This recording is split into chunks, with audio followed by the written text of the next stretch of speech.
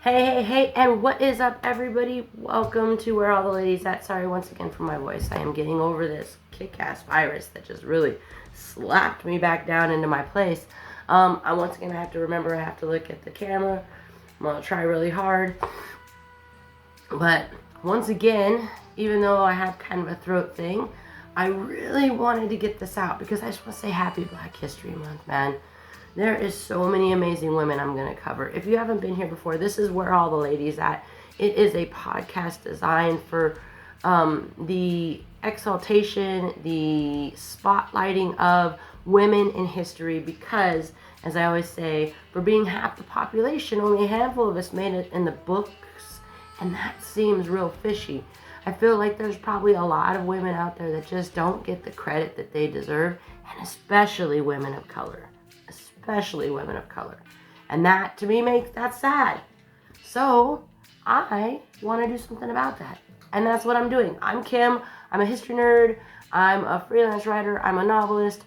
I'm a lover of all things spiritual, weird, woo-woo, whatever. I'm basically just a giant nerd. And one of the things, like I said, I nerd out the most about is history. Honestly, if you know me, in my downtime, if I'm like, I don't know what to do, I put on some sort of history documentary. Because that's what I like. I like to learn about history. I learn about true crime, all that stuff. And so this month we are focused on Black women because it is Black History Month. No matter what some idiot says, everybody deserves to be seen. Everybody deserves to be celebrated. And those that are marginalized deserve it maybe just a little bit more. Yeah, not maybe. No maybe. No fucking maybe. They deserve it more. Because there are some amazing, amazing women of color out there. And there's a lot of things that we wouldn't have without them. You know? We just wouldn't. And some of them are trailblazers, and some of them are geniuses, and some of them are inspirational. Not some of them, all of them are inspirational. Especially the lady we're talking about today. But before we jump into that, let's do a little housekeeping, a little housekeeping, and a little, look, there's Mama's Tail. She says hello. A little housekeeping and some information. So if you want to contact me, you can do that. I am always looking forward to chatting with you guys, so make sure you check out the description box. There's ways to get a hold of me there. There's also ways to support the podcast. At the very least, I would appreciate it very much if you would rate, review, share, comment, all that kind of good stuff. The more people see me, the more people see me, right? The algorithms work that way. So the more engagement I get on this podcast, the more Spotify pushes me out. Or the more views I get on YouTube, which, by the way, you can see this mug on YouTube now, the more I get pushed out. So I would just really appreciate it. I want to get the word out about these amazing ladies.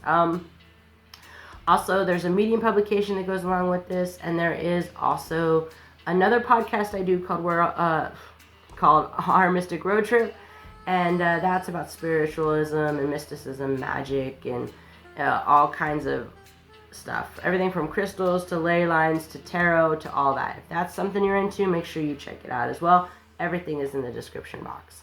Alright guys, so I want to get started talking about this fantastic lady. But before we do that, I feel like we got to start with a little bit of music.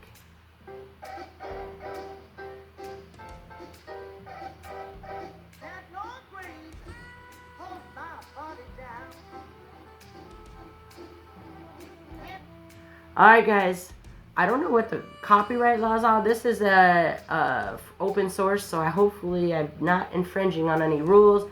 I didn't play all the song. That is Sister Rosetta Tharpe, and she is an amazing lady. Before we jump into her history though, we're going to talk about what it was like when she grew up and where she grew up, so we understand the environment that bred this genius.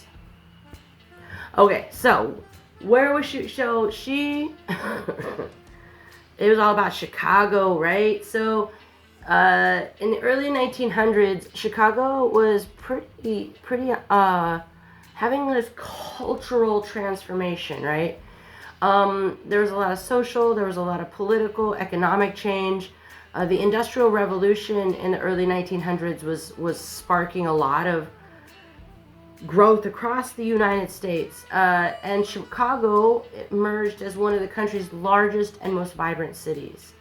It became a magnet for African Americans that were looking for new opportunities, right? The Great Migration North, which basically spanned from the 1910s to the 1970s, it saw millions of Southern blacks move to the northern cities, and Chicago became one of the most popular destinations. The migration wasn't about escaping the brutalities of Jim Crow South, though. It was a major factor, of course, because, as we all know, if you know any American history, the South, even though the slaves had been liberated, found ways to still keep the African Americans or black people of that time isolated and othered, if that makes sense to you guys. On top of the harsh laws and danger and lynchings and all the things that were going down there, there was just better jobs up north. There was better conditions and greater freedom. And that was important. For African Americans, Chicago was kind of like this beacon of opportunity. The industrial expansion that was happening at the time in that city created manufacturing jobs, meat packing, transportation, and all of this was very appealing to workers who were looking for that fresh start, right? So as African Americans started settling in Chicago, they, of course, like with everything else, right, there was always neighborhoods, right? For a sense of community, a lot of the times you would find everybody living together. And not only that, also there was still, even in the north, guys, there was still some trepidation about mixing, right? So the blacks that went to Chicago found themselves residing quickly on the south side. So the south side of Chicago, and there, that became the heart of the black culture and social life in the city. The neighborhood would actually go on to be one of the most important centers of black culture in America. And, the streets were, you could just walk down the street and there was jazz and there was blues and there was gospel and all this music. Everything was infused together. It was amazing. The 1900s also saw Chicago become a major hub for modern music genres. So because of the cultures that intermixed there, it became this huge melting pot of music. Chicago is maybe one of the most, I don't know, here's the thing. I think when people think of music, they think of certain other places. Maybe they think, especially with jazz and blues, maybe they think New Orleans. Maybe they think of like Memphis. But, Chicago was a big hub, all right? So it's because it was so close to the Mississippi Delta. I think geography doesn't always play into people's thoughts, but it was close to the Delta. It was close to the thriving immigrant communities, and this really led to that melting pot that I was talking about. Among this, you got like artists like Louis Armstrong and Ma Rainey and Muddy Waters, and these people, these names that everybody knows, all made Chicago their home. In the 1920s and 30s, these were pretty pivotal decades. Artists began to experiment with new sounds and rhythms and instruments, and it was, the South Side just became this buzzing hot pot of like amazing music, especially with venues like the Grand Terrace Ballroom. And this is where some of the most iconic jazz and blues performances happened. It was also a big time for gospel music. And, you know, gospel is really deeply rooted in African American church tradition. I did spend a little time when I'm in my youth growing up in the South, and I did have some exposure to that culture. And let me just tell you, I may not have followed the Christian path, but man, going to an African American church in the South, it is a whole different experience. A whole different experience than going to the white, because my family was Southern Baptist. And so it was very different going to the white Southern Baptist as opposed to going to the African American Southern Baptist. You know, there was so much joy and so much passion at the African American church. It was like infectious, right? At the white church, it was not as infectious, or it was infectious in other ways. Maybe that's how I would put it. And please don't come at me. I respect everybody's religion. This was just my experience, right? All right, so Chicago became a very large African community, and sacred music began to mix in with blues and jazz. Gospel music became a powerful tool for spiritual devotion and really to talk about the struggles of the African American, because even though they had gone to some place that was better, it still was a hard life, you know. And the thing is that this bled out of the churches. It wasn't just a church. It happened everywhere. At the intersection of all this amazing woman shows up, right? Sister Rosetta Tharpe. It's such an amazing thing, you know. We'll talk. I can't wait to get into her, you know. Here's the thing. As Chicago's music scene started to thrive, right? It was also a place of resistance and resilience. For African Americans, music was not just, especially at that point in history, music was not just about going out and having time entertainment. It was about sharing their identity, resisting oppression, and celebrating their culture. And this is really true in the church too, right? In Chicago, the cultural energy of the time wasn't just confined to music scene. There was theater, there was art galleries, there was literary circles. There was basically a huge cultural renaissance happening. You know, a period of growth and expansion arts laid groundwork for the Harlem Renaissance, right? So this was a period of time that was building up to that. And the Harlem Renaissance was in the 20s and 30s. But Chicago was already ahead of the curve when Harlem picked up, right? It's just an interesting time period, right? For Black history, African American history, whatever you want to say. And Chicago was in the heart of it. And I've been to Chicago once. I've just been to the airport. I'd really like to go and just take a deep dive into the history. You know, America's not an old country, but there are some cities that have like rich history, and Chicago is one of them. So we've talked about what Chicago was like. You have a good image in your head. Let's talk about what it was like for women. You know, here's the thing. Women in general had a mixed bag of opportunities and challenges, right? The city was buzzing with industrial growth, right? Cultural innovation. But societal expectations of women were still pretty much firmly rooted in traditional roles, right? That meant domestic duties and marriages were basically the ultimate goal of women, or thought to be.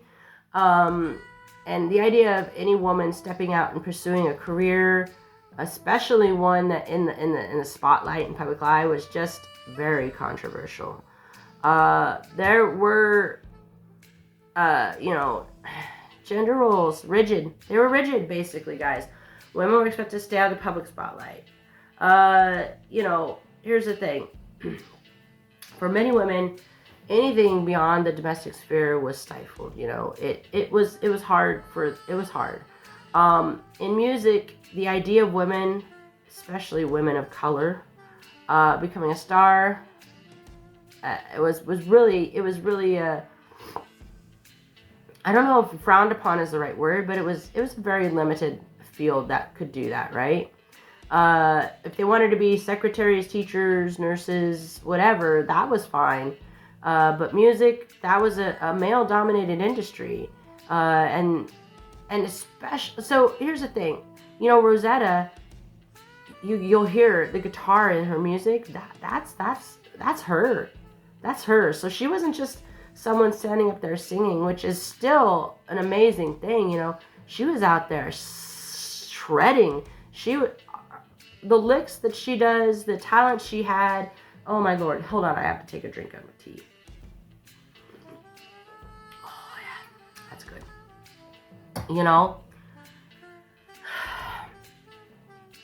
I can't say enough about that. At the same time, though, there was a lot of social change happening, right? The suffrage movement was gaining momentum. The 19th Amendment was passed that allowed women to vote. Legal victories, signaling, and there was shifting tides. You could see it. Women were fighting back, and the first wave of feminism was washing over the country. Women weren't going to simply sit in the background anymore. And they wanted to make their voices heard. And of course, Sister Rosetta Tharpe was among that, People told women to be quiet, but she was not having it, When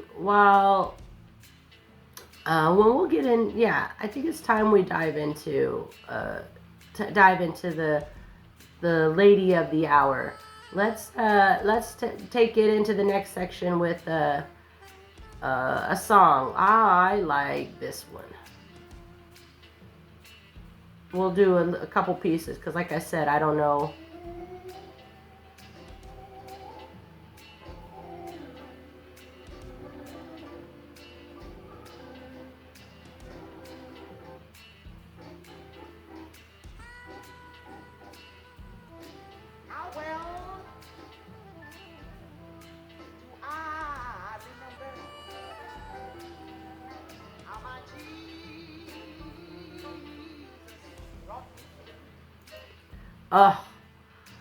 I'm not a Christian, guys, but I will tell you, when you hear her sing,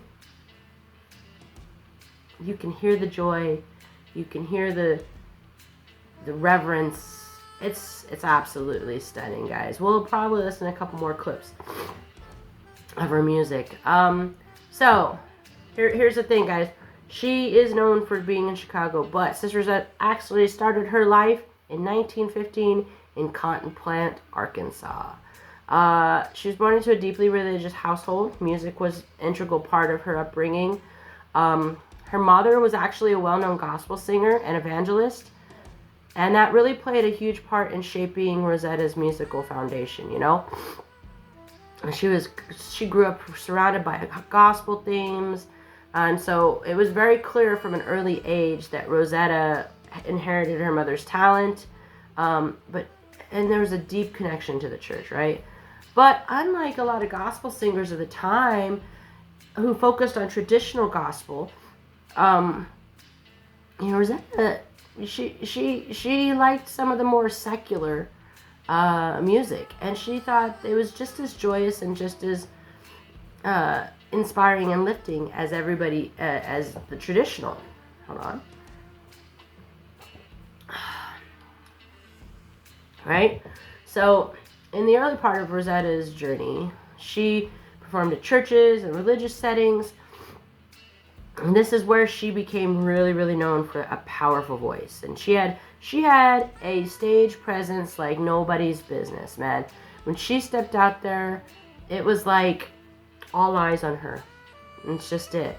And she could pull emotions and just... Honestly, guys, if you have the chance, I suggest go out, look at some footage if you can find it, at least listen to the recordings, right? She was, but it was when she moved to Chicago in the 30s that really her career began to take off and evolve and take shape, right? She came at a period in Chicago where there's this cultural crossroads You know, as I said, the Great Migration had brought a lot of black families up north. There was new music, jazz, and blues, and gospel music, all that was mixing together. And so she found herself at the heart of this, and she fell in love with it. You know, Chicago was a key part in playing, oh my Lord, my words, played a key part in all of this, right? She fused the genres, which was something that not many had been doing, right? She didn't just sing gospel. She blended it with jazz and blues, and this created this really distinct sound. It was soulful grooves, you know, and her performances were charged with energy, and she mixed kind of that spiritual aspect, that vibe that I talked about at African American churches in the South with jazz and blues, and it became this it just changed the landscape of music, right? What really set her apart, though, was the fact that she had this stage presence, and she wasn't just standing up there singing, right? She was delivering a message with the music. She was putting on a full performance. She had charisma, she had energy, and it made people stop in their tracks. When she stepped on the stage, she was noticed, like I said.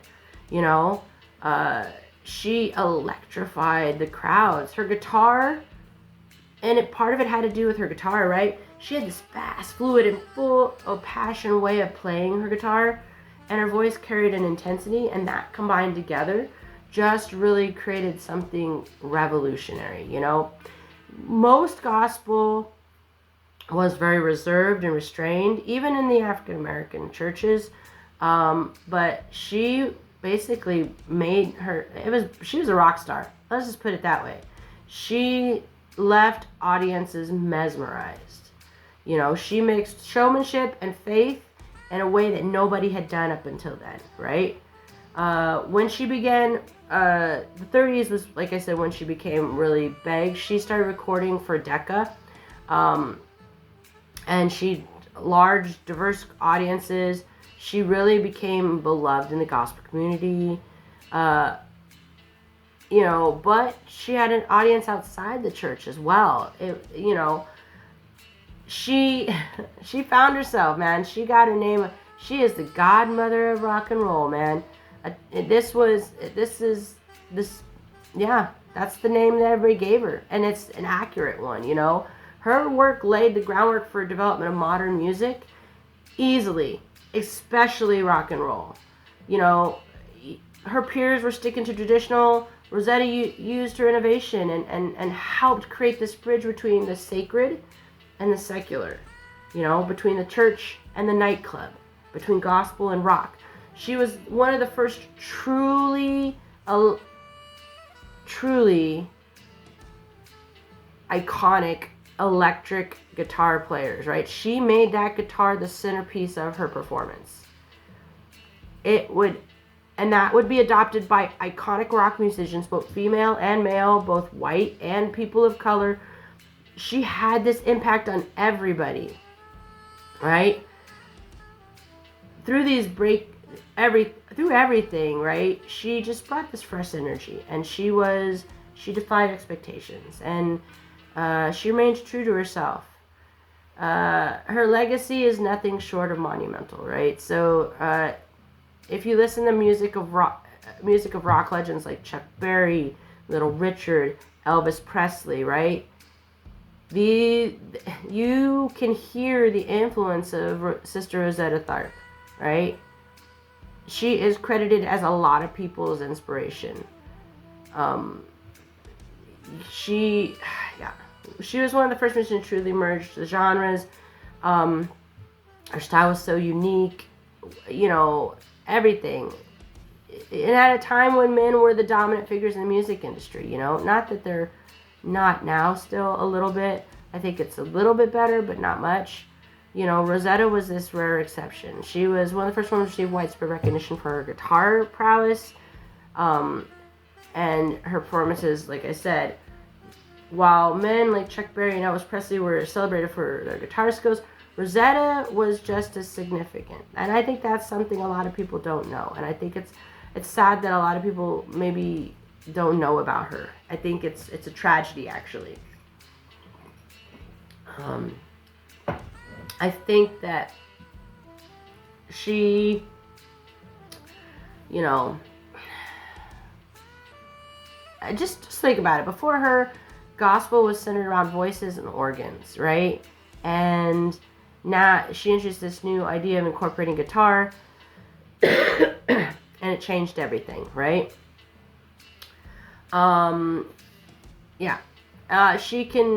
Her influence is everywhere. Today, Rosetta Tharpe is rightly celebrated the godmother of rock and roll, and she still inspires musicians. She changed the course of history for women and women of color in particular in music. And granted, maybe the doors didn't open up as fast as they should have, but I do think that we wouldn't have people like Tina Turner or I guess Beyonce. I don't know. I'm not a huge Beyonce fan, guys. It's not anything about her talent. I just, but, Tina Turner, oh God, all these names are flooding me. I don't know how to pick which one. But yeah, you wouldn't have women like that. You would not have women like that. In the U.S., she was basically a symbol of perseverance and change. She was one of the few African American women who managed to carve out a space for herself in a very predominantly white male-dominated industry. She was a trailblazer. She defied traditional expectations, like I said. But Sister Rosetta, with her, she just, everything about her. I can't even say enough. My words are stumbling. So yeah, I think, yeah, we wouldn't have that. We wouldn't have the icons we've had without her, I don't think, She's, remember, not only as pioneering, but just an influence. And I think there's so much more to say about her, guys. I think it would be really cool to see a movie about her life. I think that would be kind of interesting.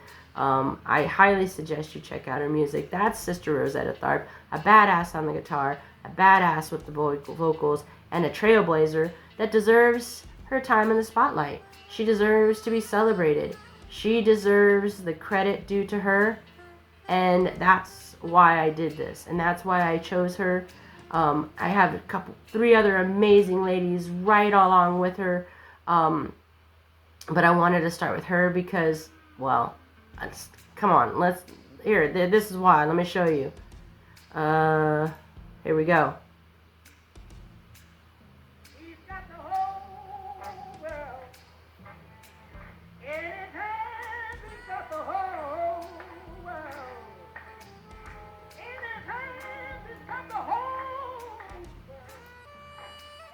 I mean, come on.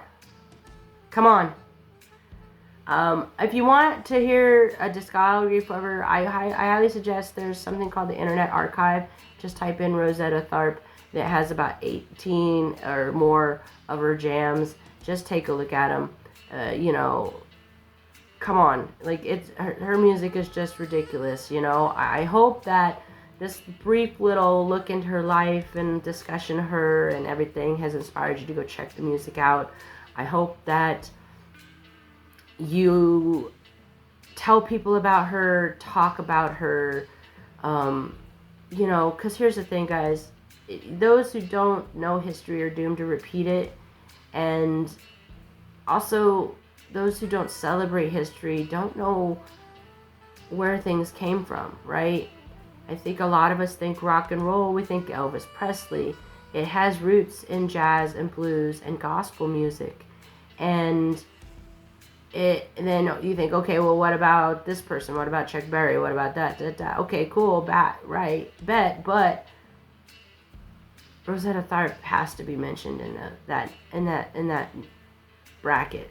Rosetta Tharpe, Ma Rainey, all of these ladies need to be mentioned. They are important. They are pivotal parts of this movement and the change of music that happened in the early 1900s. And it all came from the way that they were raised and how they grew up and the culture they were raised in. So celebrating that culture is not a bad thing. Celebrating that culture is something that should happen. Because the less we know about history, the more we're divided.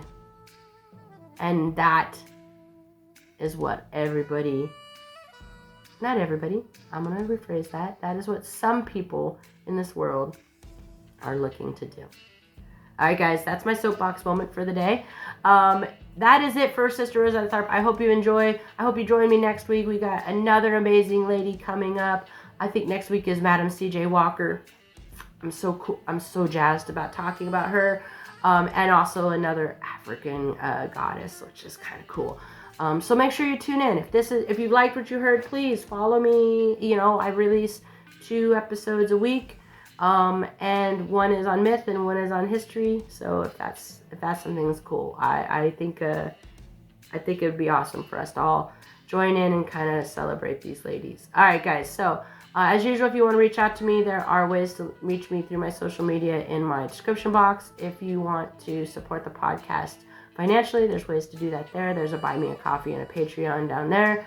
Also, if you don't have the cash, which I completely understand in this day and age, if you just rate, review, share, follow, do all that kind of good stuff, comment, help a sister out.